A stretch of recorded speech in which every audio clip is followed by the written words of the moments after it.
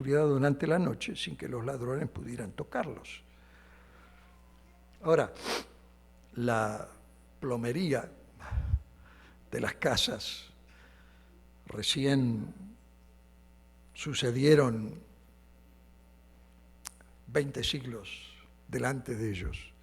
O sea que nunca supieron de lo que era agua corriente ni cosas por el estilo. A fin de entender correctamente lo que sucedió, es interesante que nosotros veamos que Lucas, el mismo evangelista, emplea dos palabras diferentes para hablar de inde, hablar de posada o de mesón. La primera es la palabra se refiere a un pequeño edificio dedicado a servir a los viajeros, que al extremo del edificio tenían un lugar donde los viajeros podían atar a sus burros o sus mulas o sus caballos, y allí podían darle un poquito de forraje para comer y pasar la noche. Por una pequeña cuota, muy poquito, podían tener un colchón de forraje duro y dormir en el suelo. Y esa era el mesón o la posada que Jesús menciona en la parábola del buen samaritano. Si ustedes la lean allí en Lucas capítulo 10, verso 34. Cuando usted viaja a Israel, si va desde Jerusalén a Belén, el autobús siempre para en un lugar que dice el turista, el guía turístico, dice que es la posada del buen samaritano. Posiblemente no lo fue, pero es algo parecido. Es un edificio muy simple, bien simple, que está ubicado en el lugar tradicional de la posada, de una posada en la época de Jesús. Ahora, esa es una forma de posada. La otra es la que Lucas también utiliza con una palabra diferente para usar la palabra mesón y que aparece en el verso 7 que acabamos de leerlos esta mañana. Y es también una habitación. Es en realidad algo más pequeño, es algo más sencillo que el anterior.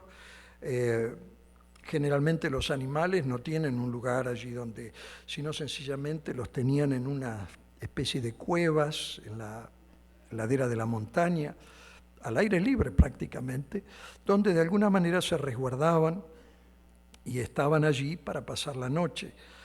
Y de esto es justamente lo que Lucas está diciéndonos a nosotros, que fue el mesón donde Jesús, María y José fueron rechazados. Ahora, en ese mesón, donde no hubo lugar para María, José y Jesús, esa noche en Belén, nos lleva al punto principal desde donde nosotros comenzamos nuestra conversación hoy. Porque desde un punto de vista humano, ¿no es cierto?, no hay nada en esta imagen, pero absolutamente nada que parezca correcto. Porque Jesús se merecía algo mucho mejor. Porque Dios podría haber hecho las cosas mejor también, ¿no es cierto? Después de todo, ¿por qué ocurrió así? Esto nos lleva a nosotros a la segunda pregunta. Y la segunda pregunta es, ¿por qué Dios lo permitió? Una gran pregunta. Si nosotros creemos en la soberanía de Dios, y creo que todos creemos en la soberanía de Dios, debemos creer que Dios no se limitó a permitir que su Hijo naciera allí, sino que Él, en cierta medida, ordenó que así fuera. De manera tal que José y María se vieron obligados, en primer lugar por el censo, a ir en un momento que era totalmente fuera de lugar para la pobre María. Y parece claro, de acuerdo a lo que uno lee, de que ellos llegaron tal vez un poquito antes de que ocurriera el censo y ocurriera el nacimiento de Jesús.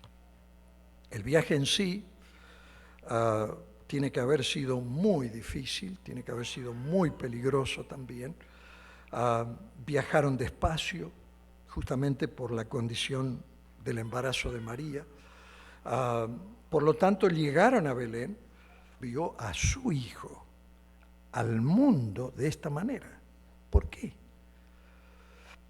Saben, esta mañana Jorge Verdugo leyó algo de Charles Spurgeon. Fue un gran predicador inglés hace 2-3 siglos atrás. A mí me encanta leer sus sermones, son sermones larguísimos, pero hermosísimos. Ustedes los pueden encontrar en internet. Y el pastor Spurgeon ofrece una serie de respuestas a esta pregunta. En primer lugar, dice él, Cristo nació así para mostrar su humillación. Y yo les puse una cita allí para que ustedes la lean. Dice, ¿habría sido sensato que quien iba a morir desnudo en una cruz fuera vestido de púrpura en su nacimiento? Y él responde, no, por supuesto que no, porque durante toda su vida no sería mucho más que un simple campesino.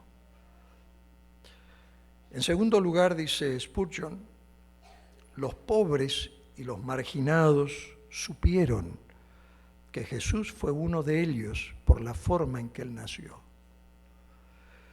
Spurgeon agrega algo más que aparece en la pantalla. A los ojos de los pobres, los ropajes imperiales no despertarían ningún afecto.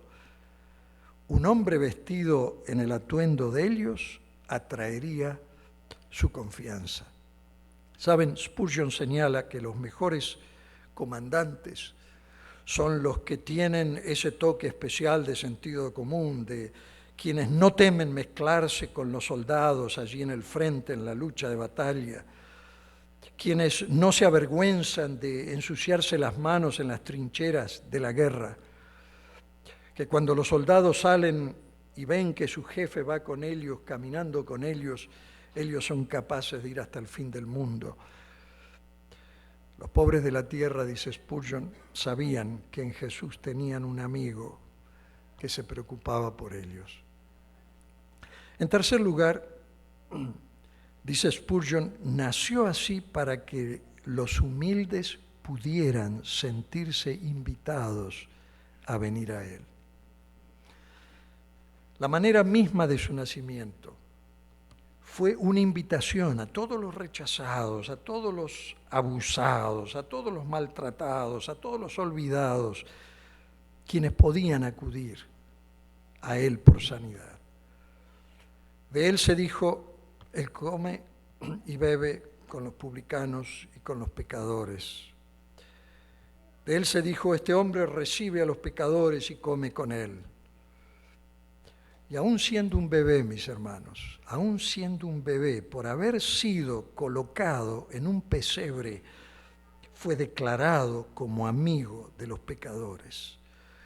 Por esa razón los pastores no podían ir al templo, porque ellos eran inmundos en cierta medida. Ellos trabajaban en la tierra, estaban sucios, no estaban purificados. Y el hecho de que Jesús haya nacido en un pesebre de animales, ya automáticamente lo ponía allí, lo declaraba él como amigo de los pecadores, de los pastores de ovejas, de los animales. Y esto me parece a mí un pensamiento sobrio, mis hermanos.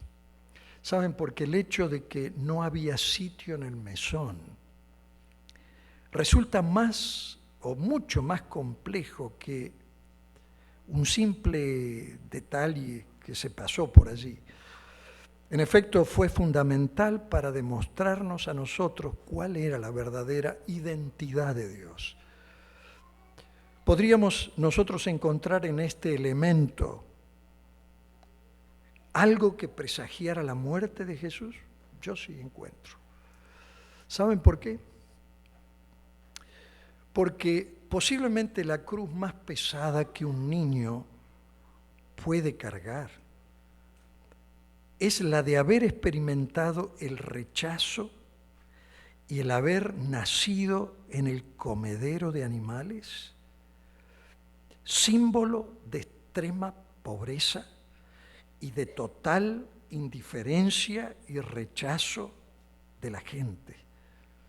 De manera tal que, en otras palabras, Francisco de Asís tiene un pensamiento muy lindo y dice así: fue por nosotros que nació un extraño en un establo abierto. Vivió sin un lugar donde reclinar su cabeza, subsistió de la caridad de la gente buena y murió desnudo en una cruz, en un abrazo íntimo de santa pobreza. Mis amados, Dios vino al mundo de la manera más improbable que podemos imaginar. Esto es lo que Filipenses capítulo 2, verso 7 nos dice. Sino que se despojó a sí mismo, tomó la forma de siervo y se hizo semejante a los hombres. Qué tremendo, qué profundo. Absolutamente nada sobre el nacimiento del niño Jesús pareció sobrenatural. Nada.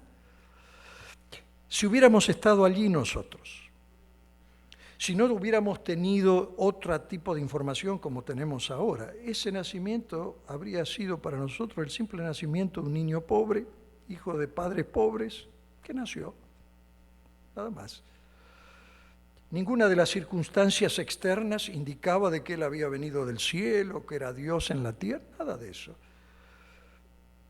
Sin embargo, todo esto, mis hermanos, escuchen bien, todo esto, cada parte de esto, todo y cada uno de los detalles de este nacimiento fue planeado por Dios, el Padre, antes de la fundación de este mundo. Increíble, increíble. Para el ojo ciego nada parecía mostrar a Dios. ¿Dónde estaba Dios? Pero para quienes entienden, pueden verse las huellas digitales, por así decir, de Dios, claramente marcadas en toda esta escena. Por eso nos lleva a la tercera pregunta. ¿Qué aprendemos nosotros de todo esto? Porque si retrocedemos y consideramos todos los aspectos de la historia de la Navidad, surgen algunas verdades que son sorprendentes y que no podemos negar. Por ejemplo, aprendemos algo acerca de Dios, aprendemos algo acerca del mundo, aprendemos algo acerca de Jesús, pero también aprendemos algo acerca de los seguidores de Jesús. En primer lugar, descubrimos que Dios utiliza circunstancias que son adversas, que aparentemente no tienen sentido en el momento, pero que tienen como fin el lograr sus propósitos divinos en algún momento. A primera vista, el hecho de que no había sitio en el mesón parece un detalle insignificante en el cuadro total de la escena, pero para María y José no fue un detalle pequeño, se lo puedo asegurar. El ser rechazado en el momento en el que el bebé iba a nacer era devastador, devastador, totalmente devastador. Dar a luz en un establo, sin duda, probó la fe de María y de José al máximo, hasta el límite. Y no importa lo devotos que ellos eran, simplemente no podían haber previsto el porqué de que todo esto tan negativo, estas circunstancias tan negativas, fueran parte del plan de Dios al enviar a su Hijo a este mundo. Imposible, aún para la mente más devota. Puede ser que lo hubieran creído, pero ellos en ningún momento, difícilmente, lo vieron de antemano.